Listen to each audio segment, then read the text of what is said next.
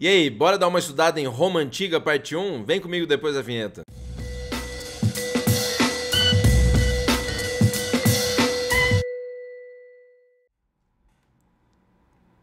É isso aí, só louca seu louco, aqui é o Prof. Elvis do História em Casa nessa ondinha do saber. Lembre que hoje a gente vai dar uma estudada em História Geral, Roma Antiga, parte 1, mas antes de continuar, é claro, se você ainda não deu like no vídeo aí, faz isso agora, por favor, se inscreva no canal, compartilhe com a galera, ativa o sininho e também segue o nosso Instagram e o Facebook do Prof. Elvis História em Casa, além de ouvir o nosso podcast lá no Spotify também, hein? Lembre que hoje a gente vai dar uma olhada aí em, História Antiga, basicamente aí, Antiguidade Clássica, que lembra que a gente estuda também como Antiguidade Greco-Romana e especificamente aí, lembra que a gente já viu lá Grécia Antiga também e Roma Antiga. Então, essas duas civilizações aí, consideradas não só clássicas, mas também representativas aí da Antiguidade Ocidental. Lembra que a gente já estuda lá Antiguidade Oriental com Egito, Mesopotâmia, hebreus, persas, fenícios, mas então em Antiguidade Ocidental ou clássica ou greco-romana, a gente estuda Grécia e Roma.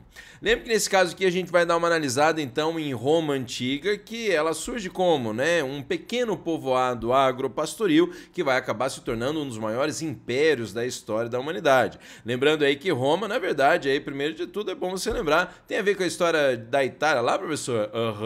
É óbvio que você lembra que hoje Roma lá, fica no país Itália, mas na região então geográfica que a gente conhece com a Península Itálica, que é aquela botinha básica que você lembra lá na Península Itálica, como aparece aqui para vocês. Ó, garoto do tempo, vai chover romano aqui na Itália, tá entendendo, certo? E também, é claro, lembrar que a história aí de Roma também tem suas relações lá com a própria história da Grécia Antiga, uma vez aí que esse território, o sul da Península Itálica, também foi composto aí em termos, de ocupação anterior mesmo às histórias, da existência de Roma, a ocupação na chamada aí Magna Grécia.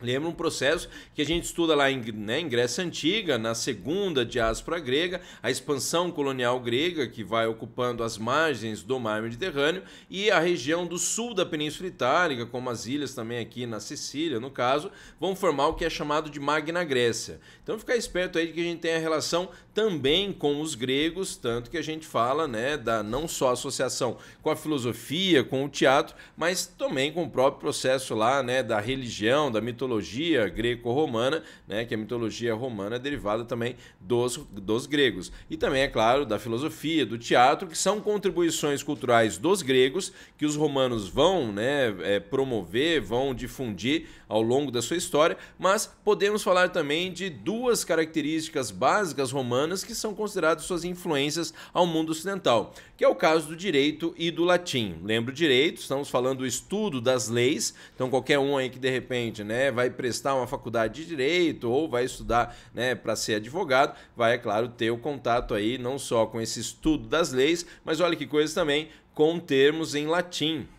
Lembra a língua lá então derivada desse povo, dos romanos ou dos latinos, dos italiotas que viviam lá na Península Itálica inicialmente. Então essa ideia aí de que também nós temos a influência de várias línguas aí, também aí recebendo melhor a influência do latim sobre várias línguas, inclusive o próprio português. Se você, assim como eu, fala português, você lembra que o português é uma língua latina, como o espanhol também, também tem suas junções lá posteriores com as línguas bárbaras, como é o caso lá na época medieval dos francos, anglo-saxões. Mas é claro, então, as duas principais contribuições culturais específicas, características dos romanos, o direito e o latim.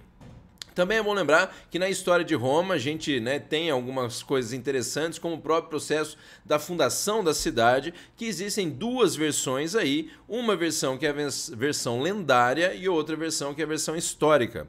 Lembra que a versão lendária é aquela que envolve os dois gêmeos lá, Rômulo e Remo, que no caso então, eles acabam sendo abandonados lá pelo avô deles, o tio avô deles então, num riozinho, no rio Tibre, para evitar que eles eles virassem um dia reis lá de um povoado chamado Alba Longa. Então envolveu lá a tomada de poder pelo tio-avô deles, então eles são colocados no rio Tibre e posteriormente são encontrados por uma loba que os amamenta. Tem essa questão então de que é uma lenda que os dois gêmeos que fundam então Roma são alimentados pelo leite de uma loba. E é bom lembrar que a lenda deles também envolve o fato deles serem filhos do deus Marte, o deus da guerra. Então olha que lenda importante aí na fundação de Roma, que os dois fundadores da cidade são irmãos filhos do deus da guerra e alimentados pelo leite de uma loba, que não é bem um animal aí, digamos, pacífico. Tem também a versão, é claro, mais, né, digamos, original, atenta à realidade, que falaria da referência da loba aí, é uma prostituta também que os amamentou. Mas é bom lembrar então de que os dois, né, gêmeos conseguem posteriormente, depois de voltar ao povoado lá Alba Longa, basicamente expulsar lá o tio-avô do poder e eles fundam então um povoado e olha que coisa, né? Eles também vão acabar tretando aí pelo poder, então Rômulo mata Remo e por isso o, né, povoado é batizado como Roma, porque é em homenagem então ao Rômulo. Lembre que se fosse o Remo que tivesse matado o irmão ia ser Rema, não Roma, certo? Mas lembre então também curiosidades curiosas de que o primeiro rei de Roma é Rômulo. E o último imperador romano que está no poder, quando das invasões bárbaras, é um imperador também chamado Rômulo. No caso, Rômulo Augustulo. Você pode falar então que a história de Roma, pegando a versão aqui lendária, começa com o Rômulo e termina com outro Rômulo. Tá entendendo? Mas se liga que a gente tem essa influência também, é claro, não só na cidade de Roma, se você lembrar que o próprio símbolo do, né, do time de futebol da cidade de Roma envolve justamente essa referência aí dos dois fundadores, não só da cidade, mas desse que vai ser, né, um grande império aí histórico. Lembrando que a versão aí, né, lendária, então apresenta esses dois irmãos fundando aí Roma, lembra Rômulo matando Remo e virando o primeiro rei de Roma, e também envolve aí uma outra versão baseada mais, né, em escavações arqueológicas, a versão histórica que fala que Roma, né, esse pequeno povoado agro-pastoril, na verdade vai surgir a partir da união de 7 povoados que vão então, né, se aliar para, né, se defender da invasão de um outro povo aí, né, que vai habitar a região, que são os etruscos. Por sinal, então, essa ideia de que os etruscos também são um povo que vai ter contato com os romanos, colaboram na formação cultural também dos romanos. É bom lembrar que muito da cultura dos romanos vem dos gregos e vem também desses etruscos, que chegam, como nós veremos, até virarem aí por um tempo reis em Roma. Também nós temos então de que essa ideia, né, da versão histórica de que esses 7 povoados então vão, né, se unir para defender-se então da invasão dos etruscos. Os etruscos que nesse mapa aqui aparecem em vermelho para vocês, os latinos, né, que seriam então, né, basicamente os romanos que estão surgindo aí, e a Magna Grécia, essa ocupação que eu falei anteriormente lá pelos gregos, né, no seu processo de expansão lá colonial grega, da segunda diáspora grega. E lembra que eu falei para vocês agora de pouco que o primeiro rei de Roma é o Rômulo. Isso quer dizer que a gente já inicia a história política de Roma com a, né, fase aí chamada de monarquia. Lembre que a gente divide a história romana nas 3 fases políticas, o estudo então da monarquia, seguido pela república e posteriormente o império, que é o que marca o final da história então política romana. E nesse vídeo então a gente vai ver, é claro, na sequência já para vocês, a então, né, fase aí monárquica, que é considerada de 753 a.C., então nota que aqui já estou colocando anos e tal mais específicos, que é considerada essa data aqui de 753, a fundação de Roma. E o ano de 509 a.C., que já envolve para a gente aí a passagem para a fase republicana da história política romana, como nós veremos na sequência. Primeiro de tudo, é bom lembrar que Roma então surge como um pequeno povoado agropastoril, esse pequeno povoado também, né, vindo da união lá de povoados menores. Então, nisso aqui você já tira 2 coisas importantes, né, básico, que é o quê? Que em termos de economia, você tem aí a agricultura muito desenvolvida e também, é claro, o pastoreio. Lembrando que a região da Península Itálica, diferente lá da região da Península Balcânica, associada aos gregos, já é uma região mais fértil, já é uma região também mais aberta à passagem de outros povos. Por isso também esse caráter militarista que vai marcar Roma, de necessitar aí defender esse território também, e um território que sempre era marcado pela constante passagem de povos. Então você pode falar aí dessa origem meio militarista de Roma, até se a gente for associar também aos etruscos. E é bom lembrar que além da agricultura e do pastoreio, esses moradores aí dessa Roma que está se iniciando também eram marcados por relações de um comércio natural.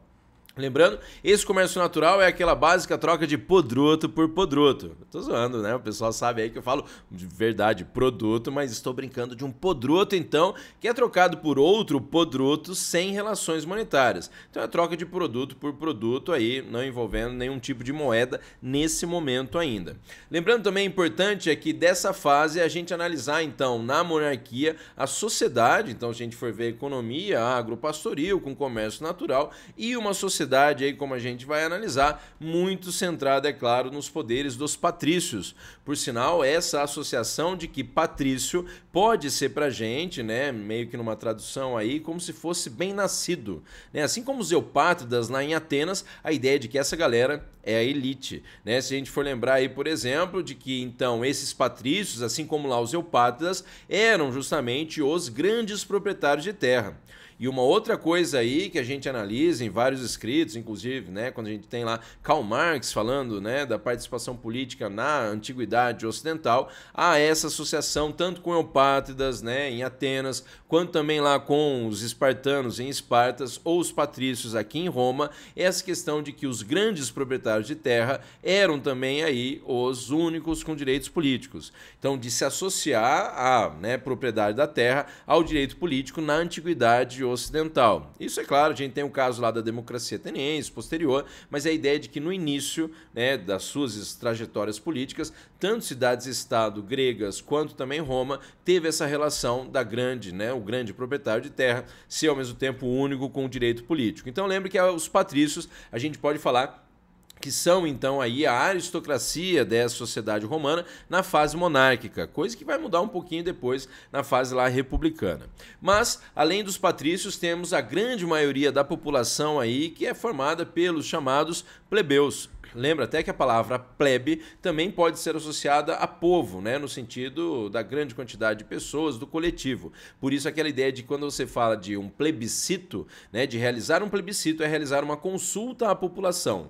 Mas é claro também, às vezes essa associação de que é povão. Só é bom lembrar que plebeu não é sinônimo de pobre, tá? Tem gente também aí que a gente vê como, plebeus comerciantes e tal, que vão enriquecer. Então, não necessariamente quer dizer pobre, hein? Ficar esperto nisso. Mas a gente pode falar de pequenos, médios proprietários de terra, então não são os grandes proprietários, que seriam os patrícios, mas pequenos ou médios proprietários de terra. Também podemos associar algumas atividades como a dos comerciantes, como também dos artesãos. Lembra artesão naquele ar gostoso, mas na verdade aí o cara que faz artesanato, fabrica sua arte então para vender na praia lá. Você lembra, o pessoal de humanas aí sabe o que eu tô falando. E você tem essa ideia de que esses plebeus não tinham direitos políticos. É claro, se a gente for lembrar lá de que os únicos com direitos políticos eram os patrícios. Então, também por eles serem pequenos e médios proprietários. Mas nós temos o caso aí de que a gente vai ver de que os plebeus eram extremamente limitados porque eles não tinham muitos direitos, Você pode falar, além de não terem direitos políticos, os plebeus também não tinham aí uma igualdade civil com os patrícios. Isso pode representar pra gente a proibição aí de plebeu se casar com gente da classe dos patrícios e vice-versa. Então não possuíam igualdade civil com os patrícios. Também pode aparecer essa ideia de que os plebeus eram responsáveis pelo pagamento dos impostos nessa fase aqui e também até formavam a maioria do exército, eram soldados que iam para lá. Aí você fala, nossa, professor, sacanagem, Eles não podiam participar da vida política, não podiam aí também, se casar com o patrício, faziam parte do exército. Também tem a história de que eles não podiam usar as terras que o Estado, romano conquistasse, isso só era permitido aos patrícios. Aí você fala, eles não podiam fazer nada nessa sociedade? Podiam virar escravo por dívida. Olha que coisa legal. De repente, se eles, né, contraíssem uma dívida com um patrício, eles podiam dar a sua propriedade como garantia para a dívida, só que é aquela coisa básica de que às vezes não consegue pagar o primeiro empréstimo, aí ele precisa renegociar a dívida. E na hora de renegociar a dívida, então vem essa história de dar a sua liberdade como garantia para a dívida. Não conseguindo pagar, acabava virando então escravo por dívida. Então, né, a grande massa aí da sociedade romana formada pelos plebeus. Também existia na sociedade romana aí os chamados clientes, que são ou estrangeiros ou parentes de patrícios, que não eram tão assim ricos, né, os parentes de patrícios que vinham e tal, morar lá na cidade de Roma e tal, e recebiam sua proteção financeira. Então aquela ideia de que são pessoas próximas dos patrícios que fazem lá um favor, alguma representação social, alguma coisa para eles, né, em nome deles, e em troca recebem sua proteção financeira. Não coloquei aqui, mas eles tinham direitos políticos? Não, porque apesar de serem, né, parentes de patrícios, eles eram considerados estrangeiros, então não tinham direitos políticos aí. E lembra também que essa palavra cliente vai dar origem àquela relação chamada de clientelista, né? Que é quando você tem lá, por exemplo, uma pessoa que faz um favor para outra e recebe em troca dela, né, em troca desse favor, algum benefício dessa pessoa. Então fica esperto aí de que pode aparecer clientelismo quando a gente fala de voto de cabresto também, por exemplo, aqui no Brasil, da República Oligárquica. Essa relação de em troca de algo, você recebe algo também, tipo em troca lá do voto, você recebe lá uma proteção ou não é, né, não é vítima de uma violência lá do grande proprietário de terra. Por isso aqui também, em troca de um apoio ali ou de um favor que o cliente faz para o patrício, ele recebe sua proteção financeira. E é claro, a gente falou de escravo por dívida. Tinha escravo? Tinha escravo. E tinha escravo tanto por dívida, que geralmente então é o plebeu lá endividado com o patrício, e escravos prisioneiros de guerra, que é uma coisa básica aí, é claro, e lembrando que esse escravo prisioneiro de guerra, que também era um escravo vendido, então aí como um podruto no caso, certo? Lembrando que, em termos aí de política, essa fase que a gente está falando, é claro, de uma monarquia, é óbvio se é uma monarquia, tem um rei. Lembre que esse rei aí, ele possui um cargo vitalício, que é para a vida toda, uma coisa que começou a incomodar aí alguns, né, patrícios, é claro, que às vezes viam um rei não cuidando de assuntos do jeito que eles queriam.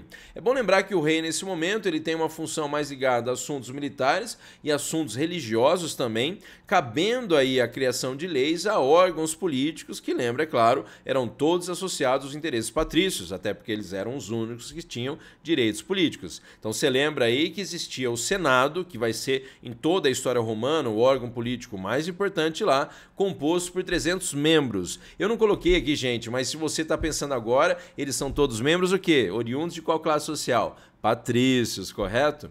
Lembrando que esses 300 membros, esse Senado, então, cria leis, né? Então, eles elaboram leis, é claro, todas voltadas para os interesses, né, dos patrícios, e essas leis eram todas orais, o que dificultava também qualquer pessoa aí que não era patrício conhecer essas leis. Por isso, a gente fala posteriormente da importância e da criação de leis escritas em Roma, como em Atenas também rolou. Lembre que era um sistema também de duas câmaras, né? Então não só o Senado, mas uma outra também aí, como aparece para vocês aqui, a representação do Senado. Eu acho que até na época do Cícero é mais para frente, mas só para vocês verem essa disposição então do Senado romano, né? Composto aí por 300, né, patrícios, 300 membros, e também além do Senado, né, a Assembleia chamada Curiata, que basicamente é responsável por votar as leis criadas pelo Senado.